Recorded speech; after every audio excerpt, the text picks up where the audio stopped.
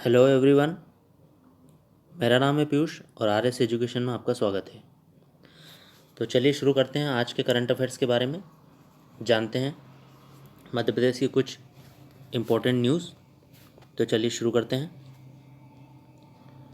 हाल ही में एमपी के मुख्यमंत्री श्री शिवराज सिंह जी चौहान द्वारा मुख्यमंत्री ग्रामीण पथ विक्रेता ऋण योजना चालू की गई थी, जिसका डाटा उन्होंने अपनी साइट पर दिया है।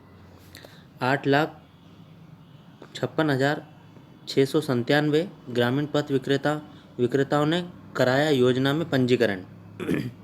अभी तक काफ़ी बड़ी संख्या में लोगों ने इस योजना का लाभ लिया है।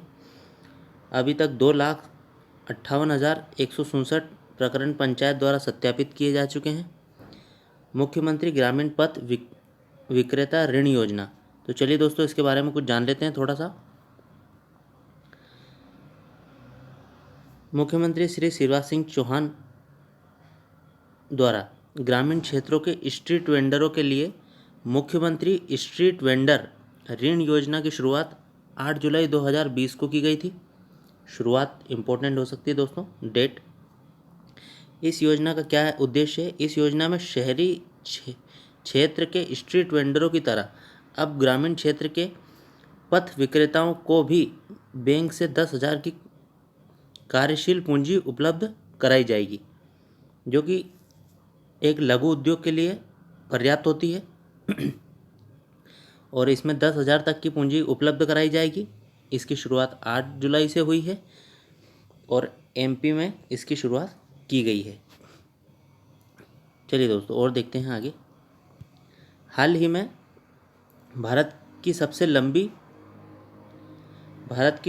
लंबी रिवर रोपवे का असम में उद्घाटन हुआ, जो कि वो हैंगिंग टाइप होती है, हैंगिंग झूला टाइप, जो कि काफ़ी लंबी है।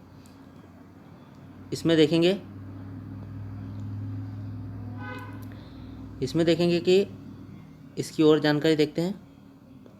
भारत की सबसे लंबी रिवर रोपवे सेवा का सोमवार को उद्घाटन हुआ, जो गुवाहाटी और उत्तर गुवाहाटी को जोड़ेगी। इम्पोर्टेंट है, गुवाहाटी और उत्तर गुवाहाटी किस नदी पर बनी हुई है? ब्रह्मपुत्र नदी पर बनी हुई है। यह 1.8 किलोमीटर लंबी रोपवे है। ये 8 मिनट में इससे 8 मिनट में कहाँ पहुँचा जा सकेगा?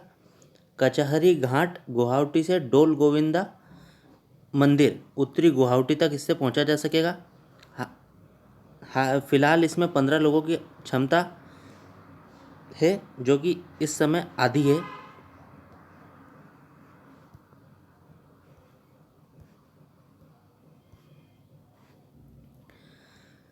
₹40 लाख तक के सालाना टर्नओवर वाले कारोबारियों को की जीएसटी में दी गई छूट। वित्त मंत्रालय ने हाल ही में अपनी एक रिपोर्ट पेश की है, जिसमें वित्त मंत्रालय ने बताया है कि 40 लाख तक के सालाना टर्नओवर वाले कारोबारियों को जीएसटी में छूट दी जाएगी, जो कि शुरुआत में पहले 20 लाख थी, उसे बढ़ाकर 40 लाख कर दिया गया है। इसके अलावा 1.5 करोड़ तक के टर्नओवर वाले लोग कंपोजिशन स्कीम का विकल्प चुन सकते हैं और केवल 1% कर वस्तुओं के लिए भुगतान कर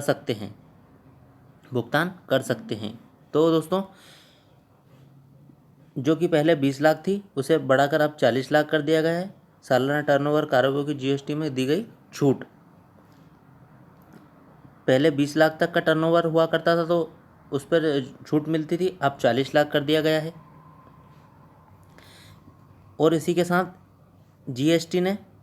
केंद्र ने जीएसटी पर भी कुछ दरों को घटाया है और करदाताओं के लिए बड़ी राहत की उम्मीद है।